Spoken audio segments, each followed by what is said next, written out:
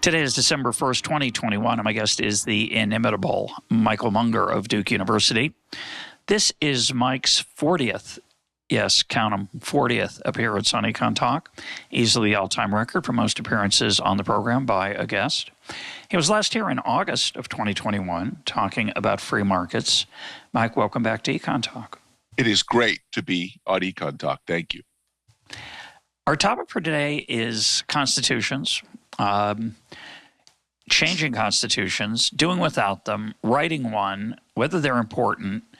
And we're going to start with a little bit of, for background, the role that constitutions play in the theory of public choice. And we might start by reminding listeners and viewers what public choice is, since it's a term that sounds like one thing and isn't quite the same to you and me. So why don't you begin? Well, remember the origins of public choice were the Committee in Non-Market Decision-Making. And in fact, that was the original name of the journal. And to be fair, they were right. That's even clunkier and more meaningless than public choice. So it's true that choosing public choice was an improvement, but that's only because committee or papers in non-market decision-making is even worse. The usual account of the origins of public choice is as Alistair Cook put it on BBC4 upon the occasion of Buchanan winning the Nobel Prize, the homely but true observation that politicians, after all, are very much like you and me. That is, that they're self-interested and that we should not assume that they're angelic or they're smarter. They might be, but we shouldn't assume that as the justification for the state. And that is, in fact, an important part of public choice. But the real origins of public choice, and particularly the first of what we now think of as the public choice Pentateuch, the 5 founding books of public choice, was the calculus of consent. And the calculus of consent takes up some of the work written by... It was written by James Buchanan and Gordon Tullock and was published in 1962. So this is right at the origins of what we now think of as public choice. One of Buchanan's heroes was the Swedish political economist, Knut Wicksell. And what Wicksell had said, and it was interesting, was that the only justification for coercion was consent. And we're used to seeing that in bilateral contracts. So when you think about it, if I want you to put a roof on my house, the only way that can happen is if we have unanimous consent. Now, it's just between me and you, so it's two people. I say, I'll pay you $5,000 to put a roof on my house. You think about it, you say yes. And so you agree to put the roof on the house. I agree to pay the $5,000. We have some mechanism of enforcing that. And in fact, we will agree to be coerced. Unless we have some means of ensuring compliance with the agreement, we're actually not free. So a key to liberty is the ability voluntarily to subject yourself to coercion if you violate the terms of the agreement. That's the way we make binding agreements. And meaning, you said binding agreements when you went out there for a sec. By coercion, you mean if I don't do a good job on the roof, you can take me to court and I might be fined and what money could be taken from me in my bank account. And if you don't pay, I can sue you and you could either go to jail or your wages could be garnished or your house could be seized. Is that correct? Yes, those could be solved by reputation. They could be solved by repeat business, but it's much cheaper if we have impersonal exchange. You and I can trade, but it takes unanimous consent. So Buchanan's insight was, and Wicksell's insight was, in that circumstance, most of us have no problem. And in fact, the pro-market people are quite happy with the idea of there being some sort of punishment, or let's call it coercion. It's not exactly the same as you're not, but you might go to jail if you violate, if you defraud me, if you pay. It might be something worse than I just sue for damages. So most of us, if you violate the agreement, you make a promise, you violate that, we agree that you're going to be subject to coercion and you deserve it. Even the most libertarian, anarchist people think coercion is justified under those circumstances. And, one last thing, you said even anarchist, so it might include one of us coming to the other's house with a weapon. Probably we're not going to do that. In division of labor, somebody's going to specialize. So there's a private third-party enforcement agency. Okay.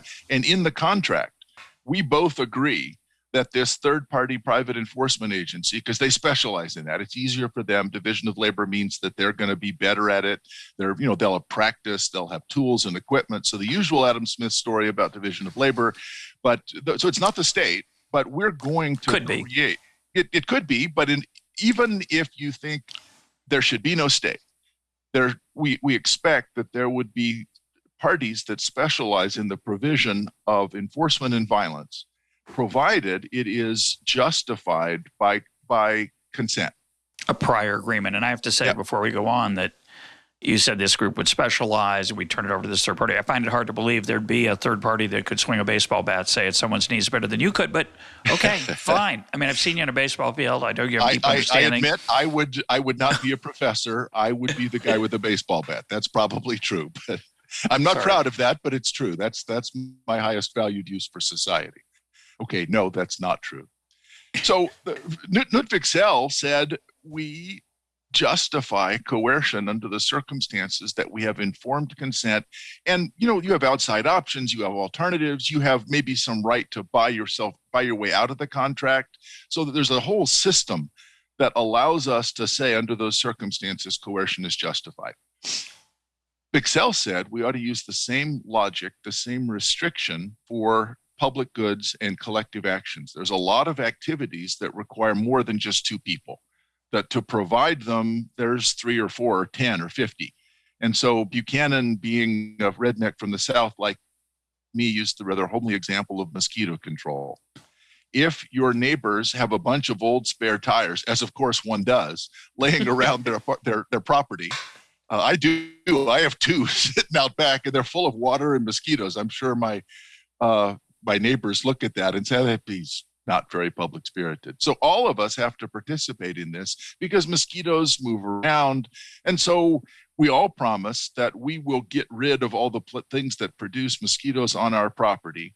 And if we don't do that, we might be subject to at least the censure our neighbors will say, and that guy's acting badly. Well, we might even for something where we need to do flood control, we need to build a dam. A lot of us have to agree to contribute to the flood control, but there's the free rider problem. So we might all sign a contract that makes it contingent. I will only pay if everybody else pays, and we will contract with some third-party enforcement agency that anyone who doesn't contribute this fee towards the construction of the flood control berm will be punished. That's beginning to look a lot like taxes, but it's voluntary taxes in the sense we all consented to be taxed, and it's on condition that everybody else pay their taxes also. So I have to note that I think that's the first use of the word berm in over 800 episodes of EconTalk. A berm is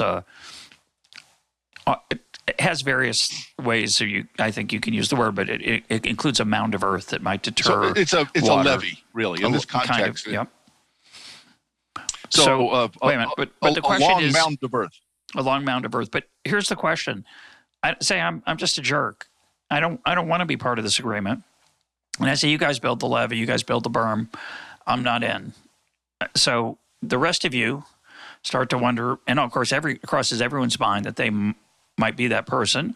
Of course, if I want to see you at the cocktail party or at the local YMCA or whatever communal things we do together, it's not going to be good for your social life to be that person. But I don't understand the consent coercion thing. The consent coercion thing is that as long as we all agree, we might all agree to be coerced. We might all agree in ex ante, in advance, that we would pledge to contribute the money, and should we renege on that pledge, should we say we changed our minds, we would have signed a document that allowed someone, a third party, private in the first story, but maybe government later, to take that money from us involuntarily. Is that a good summary? Well, it's a good summary, and you have raised Buchanan's objections to Wicksell. So Wicksell is saying the only things that we should do are those for which we can get unanimous consent. But someone, and we'll call that person the jerk, might say, the others are inframarginal, and what inframarginal means that it's worth enough to them to pay into this damn fund that I actually don't have to. So I don't consent, and you cannot coerce me if I fail to pay. And I know there's 5 of us. The other 4 of you care enough about this that you'll all do it. So we can't actually use literal unanimous consent but we can do that for the contract to put on the roof. If you're a roofer and you say, no, I don't want to do that, it would be ridiculous for me to say, no, you have to. But it's pretty plausible to say if all 5 of us need to contribute, 4 of us have agreed, we'll force the other person against their will. The problem is that's a different thing. That's not justified coercion under this system. And so what Buchanan said was, it seems like the logic of Vic Sells' approach is airtight, and that it is, if it's not necessary, it is sufficient. That is, suppose that I have agreed to be coerced if I violate my promise, and then I violate my promise. That probably really does justify coercion. I do justify being punished. So what Buchanan said was, we probably cannot use the Vixelian system at the level of outcomes or actual policy, but we could use it at the level of rules. And so what the calculus of consent does is to say, and this actually echoes a famous question that was asked by Rousseau that we have talked on the show about. Rousseau's question was, how can it be said that a man is both free and yet bound by wills not his own? How can it be that a man is both free and yet bound by wills not his own? And so your 5th guy, the jerk, is being bound by wills not his own, because 4 of us say, no, you have to pay taxes, even though you don't want to. And so Rousseau's answer, I think, went off the rails. Please. Just one clarifying question. It might not be a jerk. It could be a person who doesn't have a basement. We would call him the jerk. He might have perfectly good reasons. That's why I like your example. Let's say he has he doesn't have a basement. Yeah, but what if he doesn't have a basement? Yeah. So what if he's on high ground? Yeah, relatively high ground, or just he's poor, and he's decided that a little bit of water in the basement once a year, twice a year, 10 times a year is okay with him. He doesn't need a reason. He doesn't need a reason. He is an autonomous contractor. Yes. So whatever his reason, he is entitled to make this decision. That's also a big part of liberty. So that's right. The other 4 are going to call him a jerk, but he may not be a jerk. That's a good point. So I'm a little bit lost. Before we go back to Rousseau, which I love that quote, and I want you to answer his question. In the case I just mentioned, where one person either jerk or has hit the value of the flood protection is much smaller for that person relative to the 20% share that person is going to have to contribute for out of the 5 people. What's Buchanan and Wicksell saying about that person at that point? I was about to say, and now I will. Go. So Buchanan said you actually can't use the Vixelian approach. And the answer to Rousseau's question is that the question is not whether you consent to the outcome. The question is whether you consented to the rule by which the outcome was arrived at. So suppose that we have a meeting and we say we have to do a number of things around the neighborhood. Some of them you're going to want to do, some you're not going to want to do, but maybe we can do log rolls, maybe we can make some kind of arrangement. Let's have a thing called a constitution, which is a set of rules about rules. That is, it is the way that we will make decisions. It's not the decisions itself. A constitution is not the decisions itself, although many constitutions are full of conclusions about the way things should be. But a good constitution, by this reasoning, is rules about rules. We're creating decision processes because deciding how to decide is the key.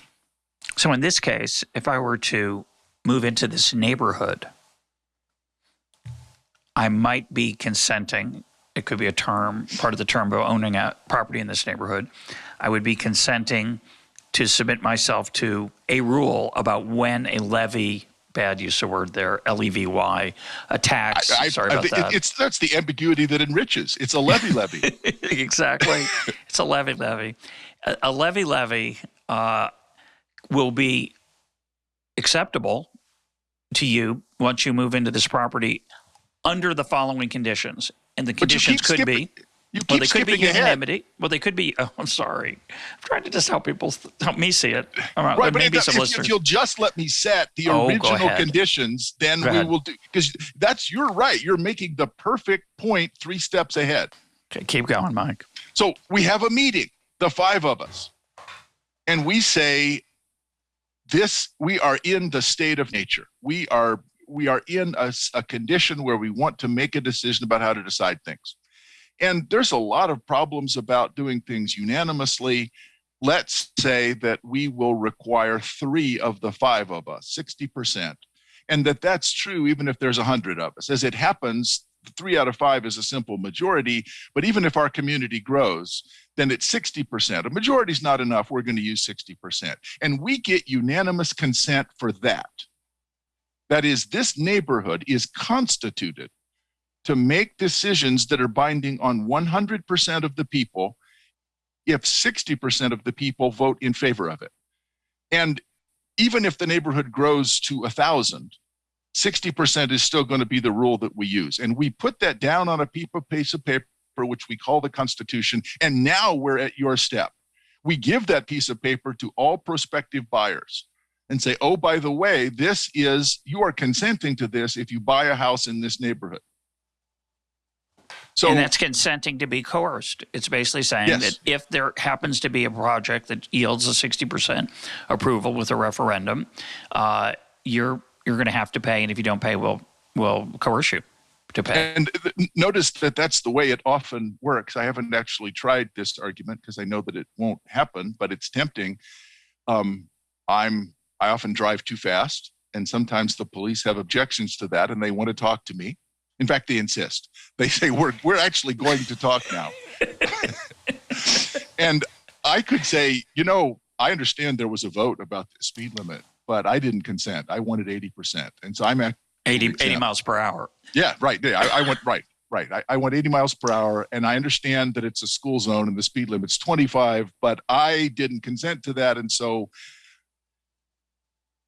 not a thing, not up to the cop. That's not going to work. So I consented to the process by which the rules are decided. And therefore, the rules are binding on me, even if I disagree with the particular outcome. It's not true that you agreed to the rules.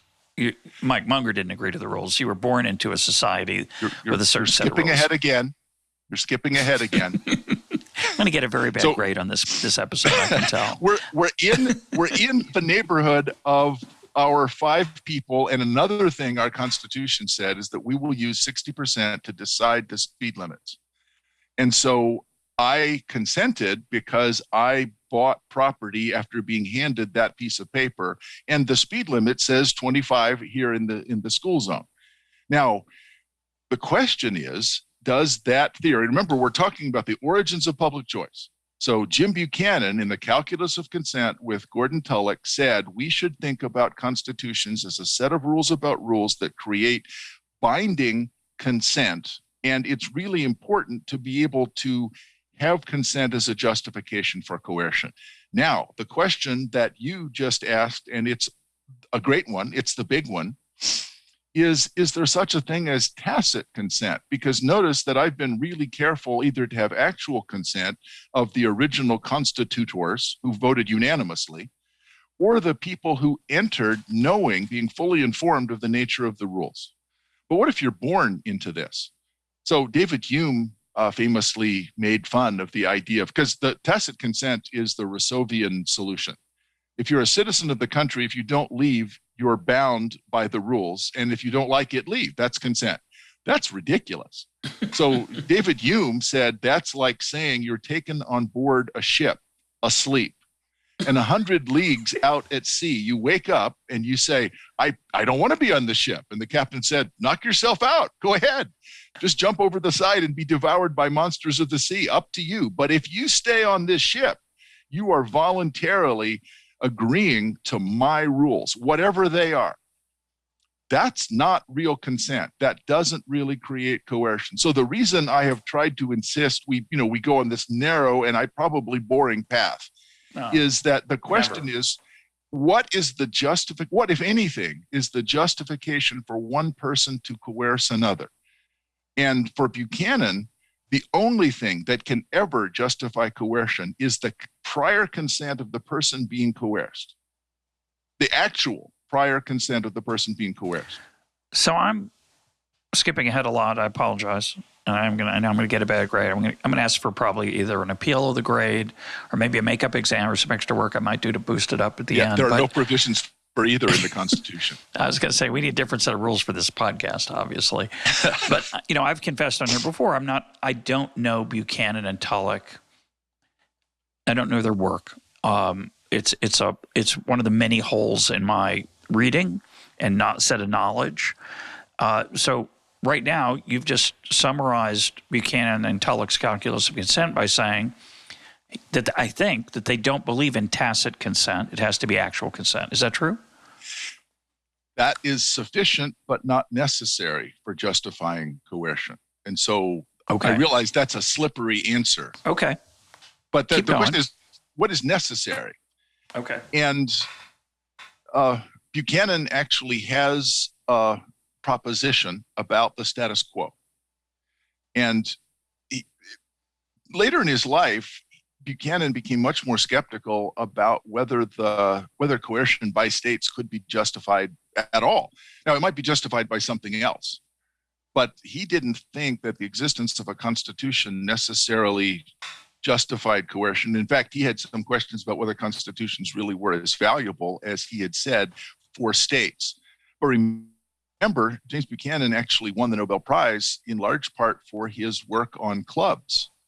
So if we have a private club goods are those that, in my neighborhood, there's 4 tennis courts and 2 pools, and you can belong to that club.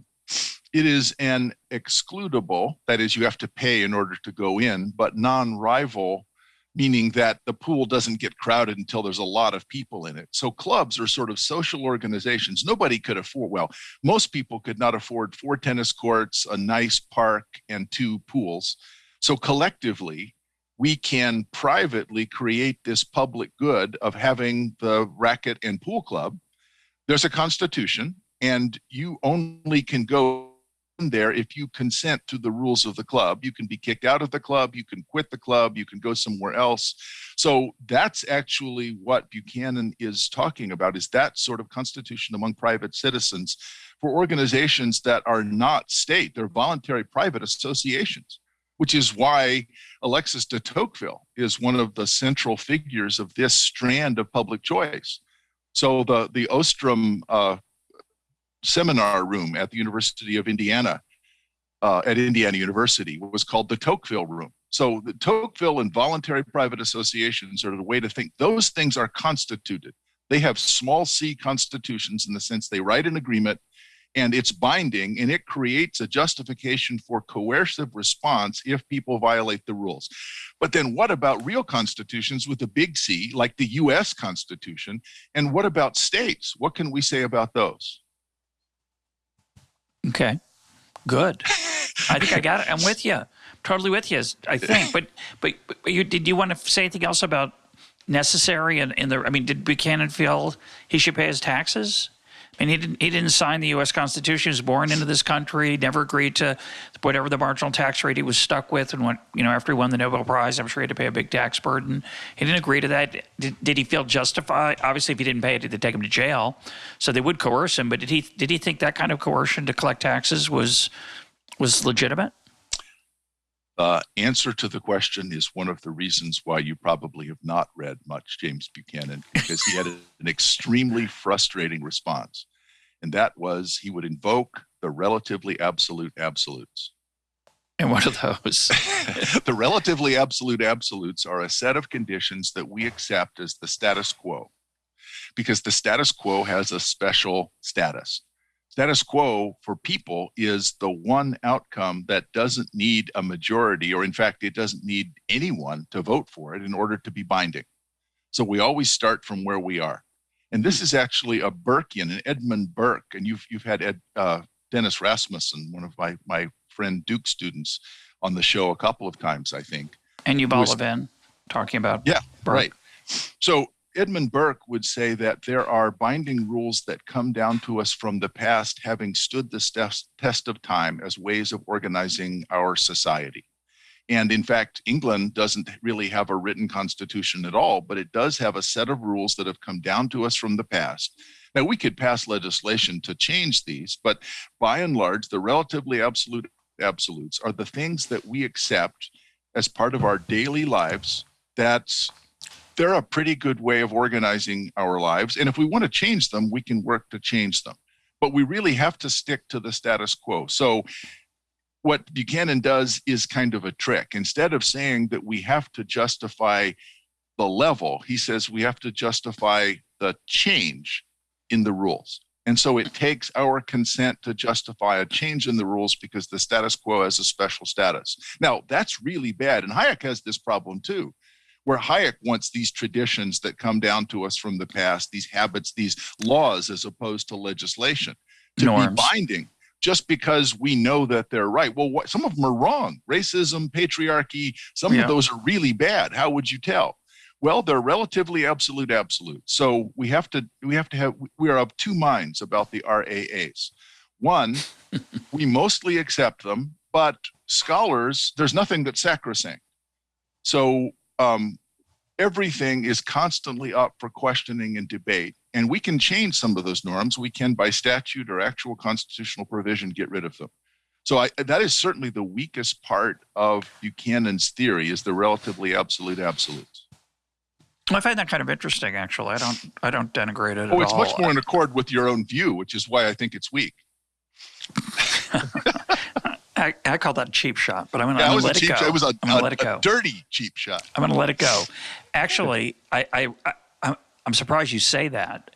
I do think there's a I'm not much of a scholar of ideology in a deep philosophical sense, but clearly that argument of RAA, relative absolutes. There are no absolutes, but there's some that are relatively absolute. Yep. And that argument is clearly a conservative argument. Small,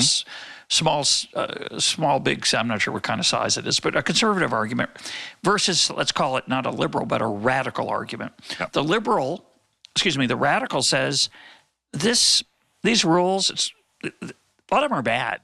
They lead to bad things. We got to start from scratch. We should start over. We can do better. We can do better. The project of reason. And they are correct. We could do better, but it doesn't mean we will do better. That's what makes a person a conservative. Don't know enough. Yeah. The conservative says it's not just whether every rule is just. What's important, among other things, is civilization. And what civilization requires is a set of expectations so that your will and my will don't clash every single minute. And what norms do, norms are a way, something we've talked about a lot on this program, we'll link to, you and me, we'll link to those episodes. What norms do is allow us to lead our lives, meaning it sets the implicit rules of the game without having to have a constitutional convention every day to ask the question, well, things have changed since yesterday. Perhaps it's time for some new rules. That the status quo, even when it's unjust, which it inevitably will be. Absolutely. The status quo has a virtue, which is that it's well known. And people do their best in the face of that status quo. Sometimes it means going around. It means avoiding. It means evading. But in a good society, a decent, pretty good society, which is the best you can hope for usually in a large world where it's not 5 people, but it's 5 million or for 50 million or 500 million. In a large world, you can't really fix everything every day. You don't have enough information and you don't have enough rules, and you're prone to top-down corruption of power. If you have too much flexibility to move things around constantly, it's going to get hijacked. That maybe this is not a bad starting place many times. And that's just a really interesting idea. I guess it's a way to think about yourself, whether you are fundamentally a conservative or a radical. And as I get older, I am more conservative than when I was younger. I think, more libertarian than conservative. I would say, yeah, well, we got to start from scratch. I mean, not literally, but there's so many things that we could need to fix. Yeah. And lastly, I'm going to invoke one more thing, then it's your turn. The whole idea of the Chesterton fence, which started to make an appearance here on this program in the last few years, is this really interesting idea that you see something, it doesn't make any sense really. So you say, well, it's a fence, it's in the middle of a field, let's tear it down. Why would you want a fence in the middle of a field? It's in the way. Literally, it's in the way. By definition, it's in the way. Clear it out and let's allow more freedom and passage. And the Chesterton response is, well, since you don't know why they built it in the first place, you might want to be careful about tearing it down. And it could be, as you point out, and I've agreed to it many times, could be it was built for a really horrible reason. Yeah. And you do probably, in that case, might want to tear it down. But if you don't know that, you might make a terrible mistake. And similarly, I think a lot of the opposition to capitalism in today's world is from people who don't like capitalism. And I'm going to invoke one of my favorite Mike Munger things, the ugliest pig. I mean, obviously, capitalism has to be the ugliest pig in an ugly pig contest. Could there be anything uglier? The answer is yes, but you don't know enough to rule it out. So you say, I'll have it. There's a thing called socialism. I'll have that. Communism, I'll have that.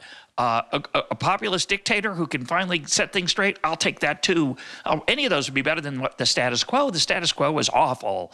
And that view, which is a fundamentally radical view, it is inevitably held more tightly by the young, I think, than the old, for a variety of reasons, some of which are attractive, some not.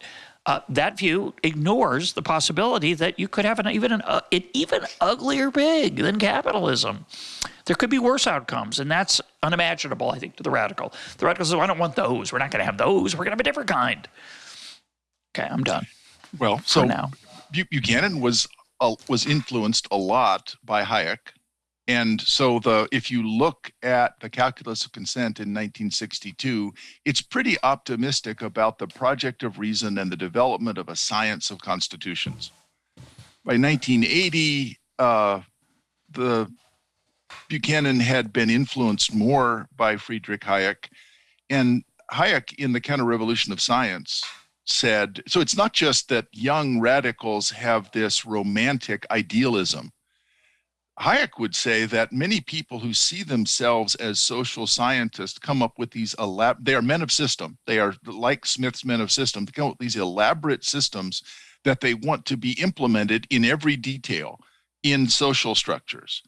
And those are wrong too. It's not just the idealistic, romantic young people. Tear everything down, start from scratch. It said, we don't need to start from scratch. I have a better system right now. I understand this. And we do not understand institutions very well. And that's a very frustrating argument to make for people who say the system is bad, and it is, and you don't know why that fence is there. And if you take it down, things are going to be worse. If you ask me why, I don't know why. I'm just pretty confident that they will be, because we're really bad at this. And if you look over history, over and over again, we've been really bad at this. Yeah, it's not so much that I don't know, so I don't care, and we're going to leave it alone. It's that my default, the burden of proof has to be on you, who wants to tear it down. I care very much. Yeah. I care very much. But if you don't know, think something really bad might very well happen, because the consequence of tinkering with all of this, it's a complex system. It's a complex adaptive system. And over time, there has been an evolutionary process that has selected the survival of this constitutional system. So we might ask, is the U.S. Constitution a good constitution? The U.S. Constitution is something that is revered by Americans as if it were a sacred text. And people hand it out as if it were the revealed truth of God. And many people think of the U.S. Constitution as being really the primary basis of what they see as American success over the last 250 years. I think it's fair to ask whether the American Constitution is, and Buchanan thought that in the Calculus of Consent, Buchanan and Tulloch they thought, rewriting what James Madison had said in his journal. So they read Madison's journal, they looked at the Federalist Papers, and they said, let's give a more reason-based justification and explanation of the way that the U.S. Constitution was written. By 1980, Buchanan, at least, and I'm not sure Tulloch ever really believed that, but Buchanan had abandoned that view for a much more nuanced view that the American Constitution was interesting. It was probably important as a focal point, but it was not causal. So it is nice to have words that we can organize around. So it was really important that the Declaration of Independence said all men are created equal. That's a really important thing to say, even if it's not true. And you made this point a number of times during the episode about the Magna Carta, that of course the Magna Carta wasn't true. It was gone in a few weeks. It was redone a bunch of times, but it really mattered that there was something on a piece of paper that everybody had agreed to that said, here are our rules. This we believe. Because you can use it as a bludgeon to say, well, wait, that's not what you said. And I think just to broaden the discussion a little bit, it's pretty broad right now. I've become increasingly interested as I get older in this idea of a common or shared vocabulary. because language is fundamentally imperfect. It's very hard to communicate between two human beings with brains in two different bodies, and it gets harder as the number of people increases. So having a shared vocabulary, even if we're not 100% in agreement over what the words mean, even though we concede there are things called suitcase words where people are stuffing things in that are not necessarily what you'd stuff in, and you're stuffing things in that I'm stuffing in different things in my suitcase using that word, say equal, all men, right? Whether you might think that means just males, you might think it means just white males, other people might think it meant, well, doesn't it mean, it says men? So there's going to be disagreement, but certainly that phrase, all men are created equal, was a bludgeon that was used to fight slavery, even though it couldn't win the day. It should have won the day logically on the first day of the country. Yeah. And again, I would reference the fabulous episode that you did on racism and slavery that we did a long time ago. It's one of, I think a lot of people would name it one of their favorite top 5, maybe all-time favorite episodes of how people rationalize slavery. And they could. They were really good at it because they had a self-interest in doing so, and they managed to convince themselves it was actually even good for the slaves. And that's despicable. Absolutely. It's despicable. But the point is that phrase, all men are created equal, which had on the surface no impact because obviously it was not enforced. Slavery existed from the first instant of the country. The existence of that phrase was a constant drumbeat that eventually wore down, like drops on a rock, to some extent, the defense of slavery. Yeah. It was a useful tool. It wasn't the only thing, but when you say it was the elimination of slavery, it's actually worse than that. So Frederick Douglass would often talk about the fact, look, this is your Declaration of Independence. But he was talking about this in 1875, 1878. So even after the Civil War, blacks were. It was 1965, arguably, before even the beginnings of desegregation started to have any impact, which is astonishing. So you can say those words mean nothing. That's not true.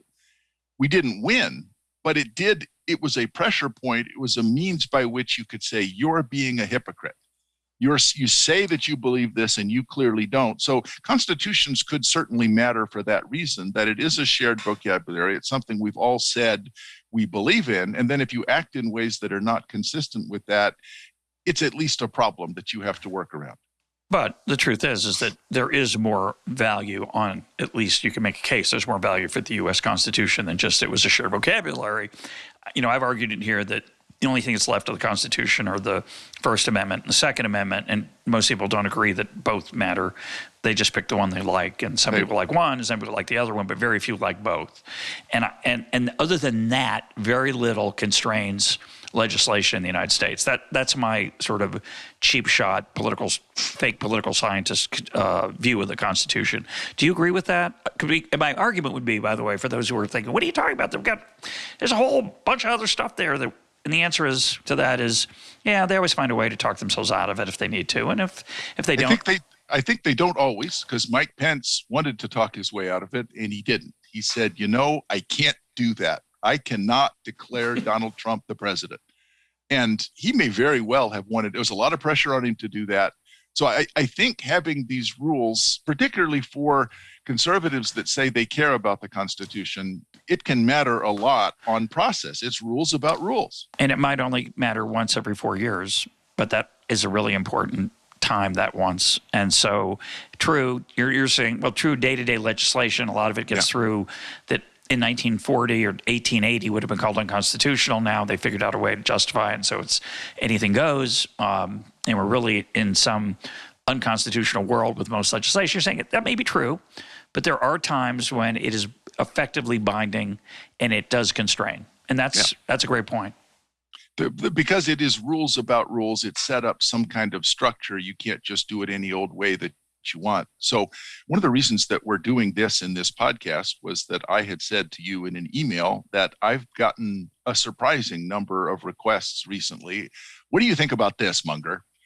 Shouldn't the U.S. have a new constitutional convention? Shouldn't we write a new constitutional convention? And I pointed out because we're so smart now. We're smarter No, than those it's what people you 100 just years said. ago. It's all gone.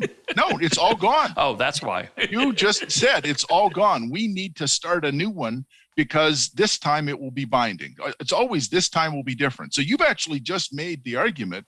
First and second, nobody believes in both, but most of the rest of it is gone. We need to actually have a discussion and an agreement on a new constitution. And I think that's a terrible idea. There's a lot of terrible ideas. That's one of the terrible-est ideas. Why? Well, I think it's also interesting to look at the fact that Chile in South America is actually going through this exercise now to write a constitution. So it is a live. They have one, and it's been reformed. It was imposed in 1980 at bayonet point by the non-democratic regime, and it has been reformed, but a lot of the basic structure exists. They're not objecting to it because it doesn't work. They're objecting to it because it does, and they think that if they start over, they can do better. So this idea that we're going to have a constitution and it's going to matter is an important question in political science at a very fundamental level. So one of my favorite political theorists, who disagreed violently with James Buchanan, but was actually a great friend of his. And I should say the reason that people have heard of him at all is Liberty Fund published his books, and James Buchanan invited him to give a bunch of talks. And it was the Hungarian-French political theorist Anthony de Jesse. And de Jesse, in his book, The State, and a number of his later books, raised an objection to constitutions that I actually find perplexing. I basically just straightforwardly believe constitutions are important. Words mean what they say they mean. We'll have courts to interpret them. So I'm a very traditional kind of American ninth grade civics. Here's the Constitution. Isn't it great? I don't think that's right. And de Jesse said there's actually only two things that can be true. One is that everybody believes in the principles that are embodied in the Constitution, in which case it is unnecessary. Or no one believes in them, or not many people believe them, in which case it is ineffective. And that means that the Constitution might be a way that we could sort of support the fact that everybody believes in the Constitution. And he thinks that was largely true in the US in the 19th century. But it has not been true in the US since at least the 1930s and the New Deal. And that the Constitution is largely epiphenomenal, and which means that it doesn't actually matter. It's something that exists at a level above things that matter, and that is the attitudes that people have towards the Constitution. If no one believes in the Constitution, then it means we'll always find some kind of workaround. Do you agree with Jesse in that example? That there are only two things? I don't think that he's right. I no longer believe that he's entirely wrong. Well, he's onto something. It's a great point, and it's a bit of a reductio absurdum, of course. And he always would do that. If you challenged him, he would laugh and say, well, of course, yes, that's tendentious, that's an exaggeration, but I have to make the point that way in order to get you to understand it because you're not very smart. He's right there. Yeah, he was absolutely right. But he couldn't even be right about me. He was talking to me personally, that's right. Okay. But it seems to me that... I'm a super uneducated student of Charles Peirce, and I've told listeners before that my understanding of Peirce was channeled through my philosophy professor, Dick Smythe, who I adored as a professor. He was incredibly intellectually provocative, and he was a pragmatist. He was interested in Peirce, the pragmatist, and Smythe and Peirce, as far as I understand it, through Smythe, argued that, you think you're using reason, but you really aren't. And if you're not careful, you'll follow your self-interest, your heart, and you'll convince yourself after the fact that you've been doing something that was actually quite rational. This is in Pascal. The heart has its reasons that reason does not know. And for that reason, rules are often better than discretion. Even though rules don't allow you to be flexible, discretion allows you to continually convince yourself of things that look good but actually aren't. And so this idea that somehow because we have doubts or imperfections, acknowledge imperfections in the Constitution means that we'll always find a workaround. It's not quite true. We won't always, as you would point out, I think, we don't always find a workaround. The Pence election example is one of them. But more importantly, that the nature of human beings, especially acting in groups, an insight that I think you understand better than almost anyone. With your son, you wrote that wonderful book, title, Choosing in Groups. Choosing in Groups. Yeah, if you got it right.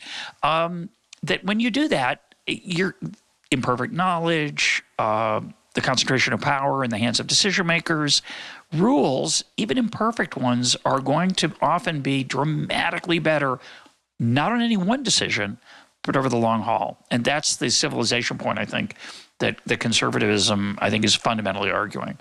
What do you think of that? Well, to be fair, my presentation on Did You Say was a caricature. He didn't say rules didn't matter. Rules matter a lot. His claim was that the Americans should not look at the special godlike genius of a few men in the summer of 1789 and say, that's it. That's the reason that the United States is different from other countries. So there was a set of... Keep going. There was a set of rules that they came up with, and some of them were kind of conjectural. They remember that this was our second Constitution, and so the Articles of Confederation were so bad that they created what political scientists call a win set.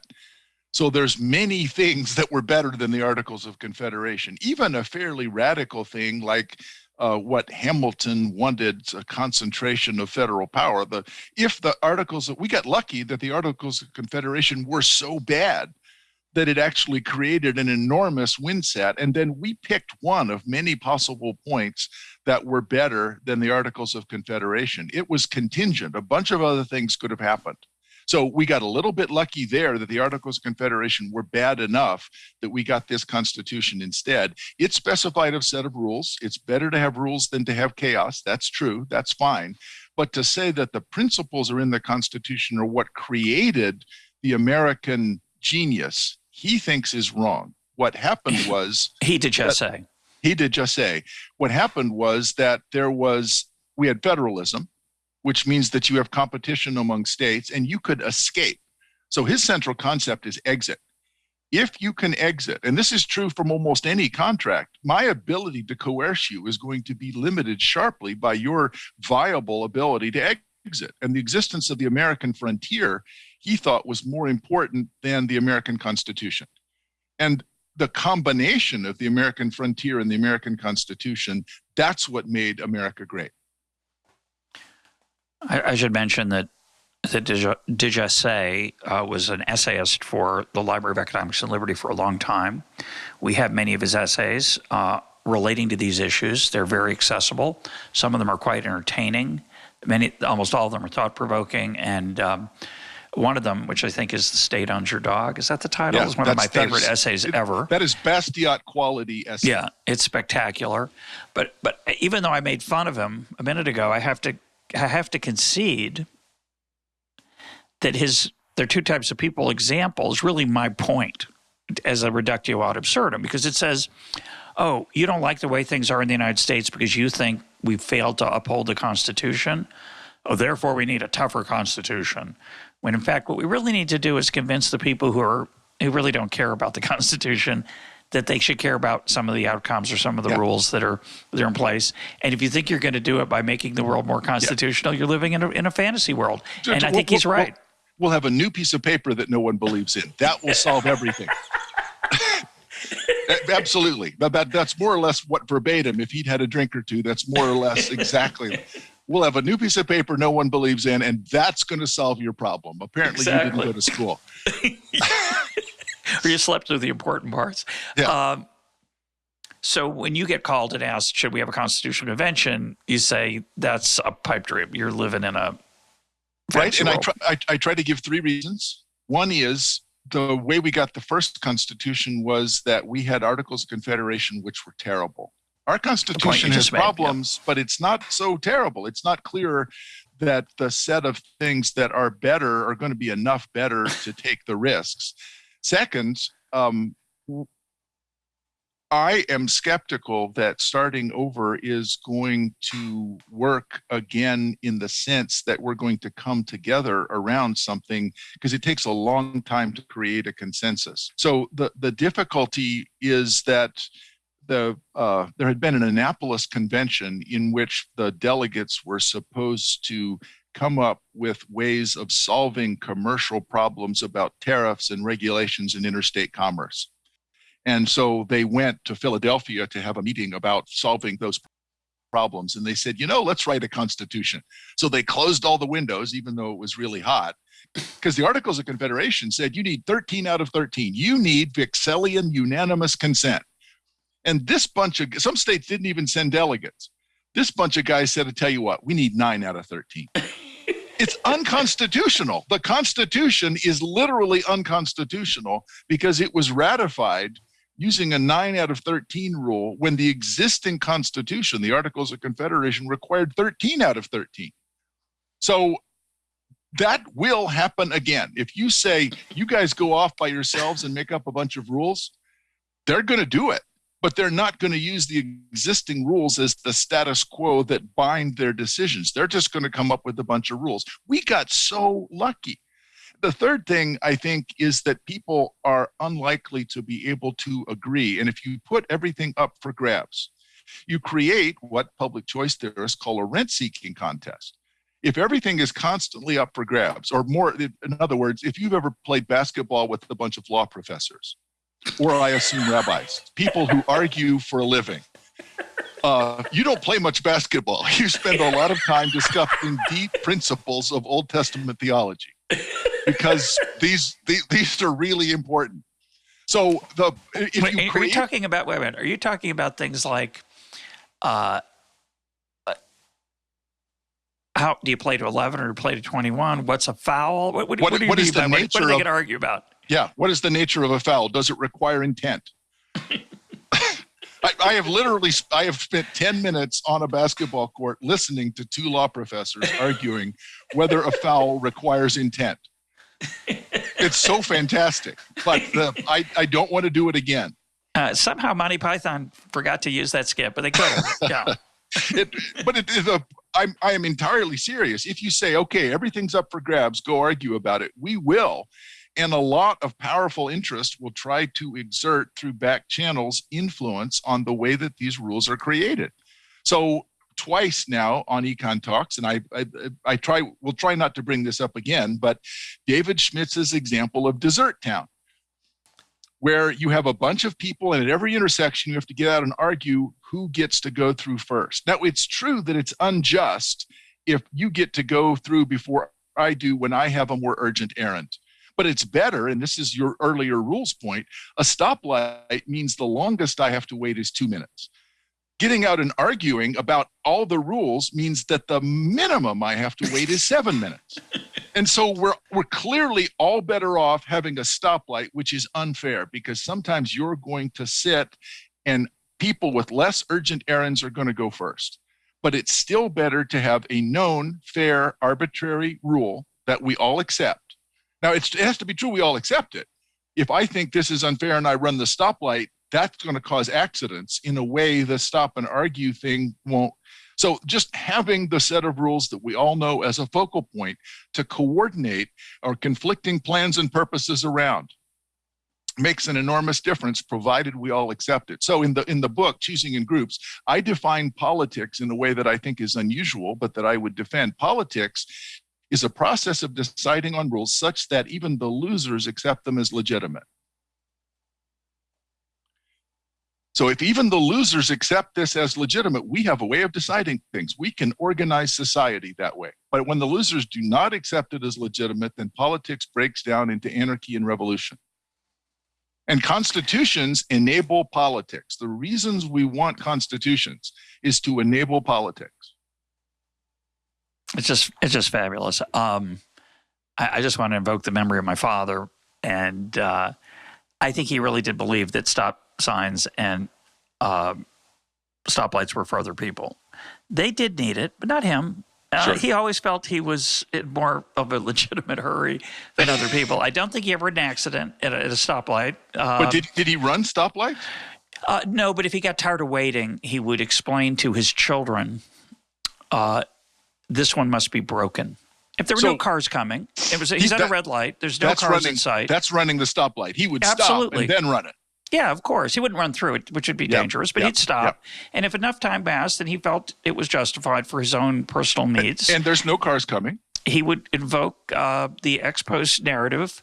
Obviously, the stoplight is malfunctioning. It's not changing, which is really actually a deep Einsteinian kind of thing, how long that should take. It could be a millisecond in his mind, depending on the urgency of the errand. It's a relativistic observation. Stoplights take much longer if I'm waiting than if you're waiting. Yeah, it's actually kind of profound. Yeah. But anyway, I think that insight that, and wish my dad had known that. I don't think he did about politics, because that insight, he probably understood it, that it was good for him to stay at the light until it changed. But if he saw it was safe, he felt it was okay. As opposed to other people, and I'm told, I think I've used this before, I apologize. I'm told that in Sweden, if it's 2 a.m. and there's no cars coming in either direction, people don't cross by foot against the light. Not just no cars coming either. There's no headlights within 10 miles. That people, and I'm sure this is true of many cultures. By the way, it's here in Israel, to my surprise, there's no jaywalking, very little jaywalking. And I think most of the jaywalking you might observe are American immigrants, people like myself who've moved here. The reason I don't, and I generally do not, I was going to say I never jaywalk, that would be a lie. I try not to jaywalk because traffic patterns here are not quite the same as the United States. Cars come from unexpected directions over your shoulder, and therefore I kind of have the default rule, don't jaywalk. But I think the other reason, it's a big fine here. For all kinds of interesting reasons. But there are cultures where people keep the rules, and I'm sure would explain to you that if people start jaywalking, the next thing you know, we're going to have anarchy and chaos, and the world will be very bad. And they're onto something. As you remember, in one of my German stories, in Munich, I crossed against the light, and a little old lady started hitting me with her umbrella, screaming, "Kindermörder, Kindermörder.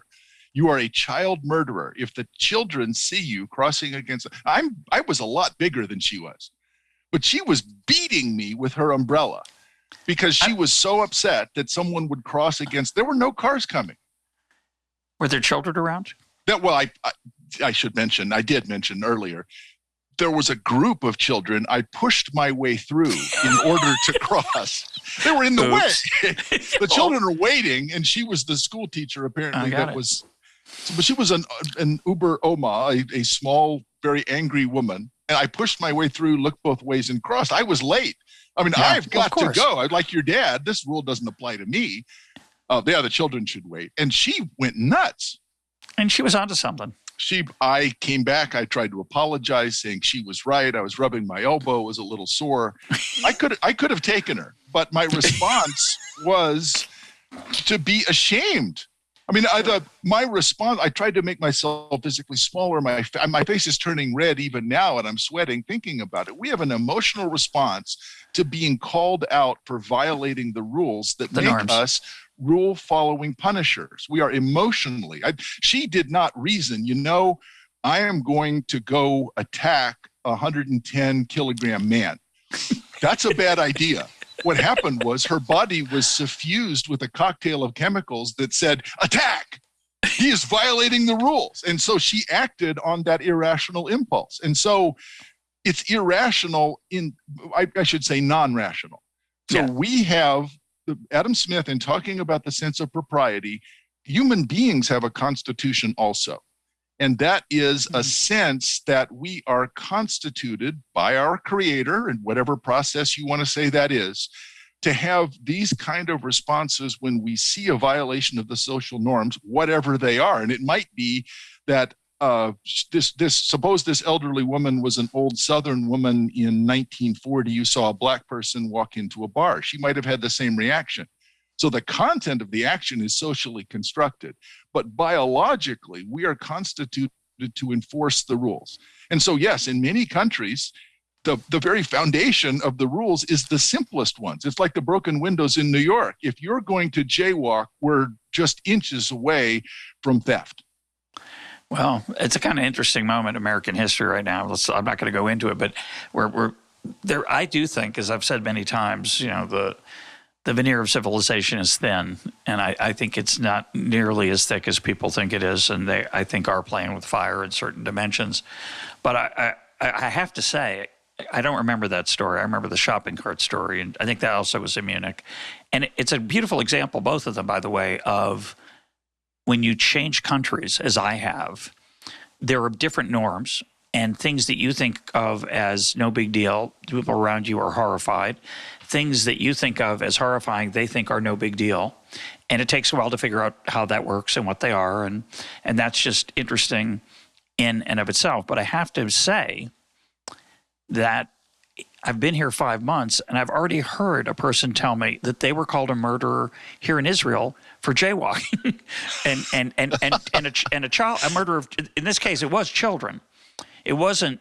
They didn't have the German. I don't think Hebrew has the Germanic noun mingling like Kindermörder, whatever the phrase was. Kindermortar, yeah. Yeah, Kindermortar.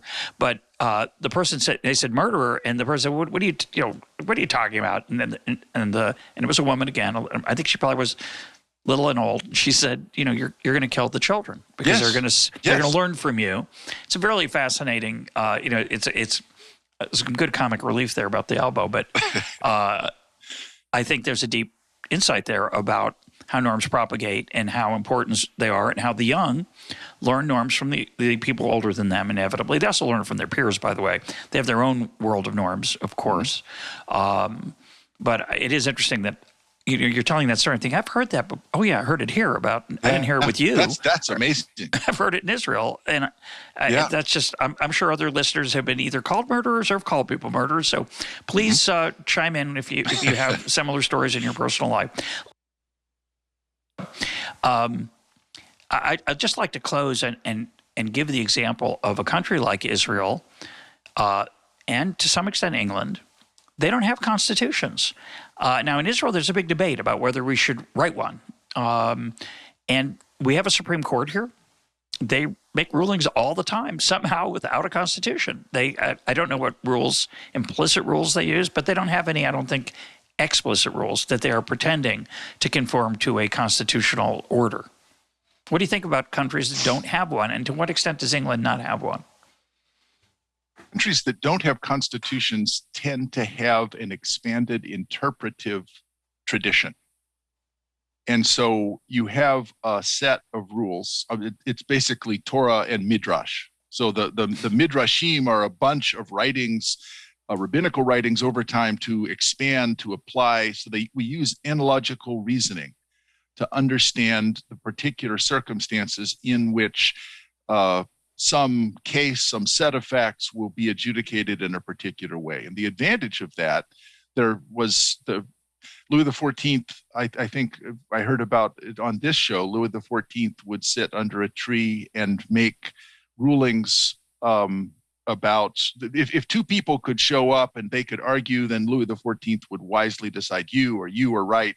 But that has no precedential value. What you'd like to have is no cases come before the court because everything is settled. And the court only hears the things where the adjudication is unsettled. It's not clear which precedent to apply. So you can do that with a body of precedents. And so what England has, because of the common law, and I'd be interested to know, I just don't know what Israel has. What is it that are the set of, it doesn't have to be laws. It doesn't have to be legislation, doesn't have to be constitutional. It could be laws in the Hayekian sense, where we understand that these are our rules. Expectations about what is custom, what are the norms, how we behaved with each other. And so in England, that's actually very clear because there's a bunch of midrash, there's a bunch of judge-made law that tells you these are what our rules are. And so you can look up the decisions that judges have made in what you think are similar fact sets. The question about deciding constitution is difficult because then you're arguing about rules. And so England, what's fascinating, and maybe my top 5 favorite EconTalk of all time was the one on the Magna Carta.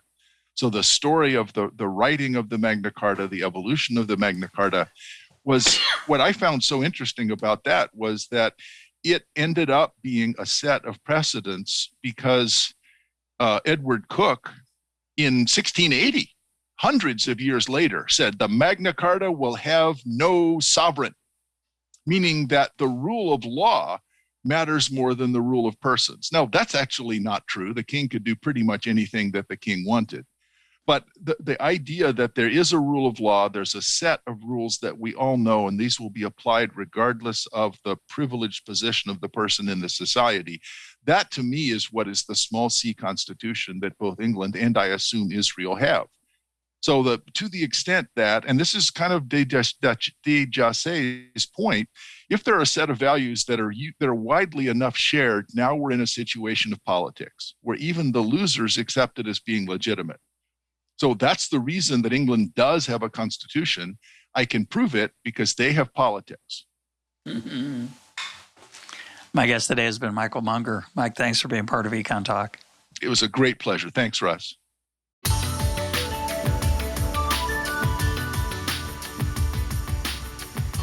This is EconTalk, part of the Library of Economics and Liberty. For more EconTalk, go to econtalk.org, where you can also comment on today's podcast and find links and readings related to today's conversation.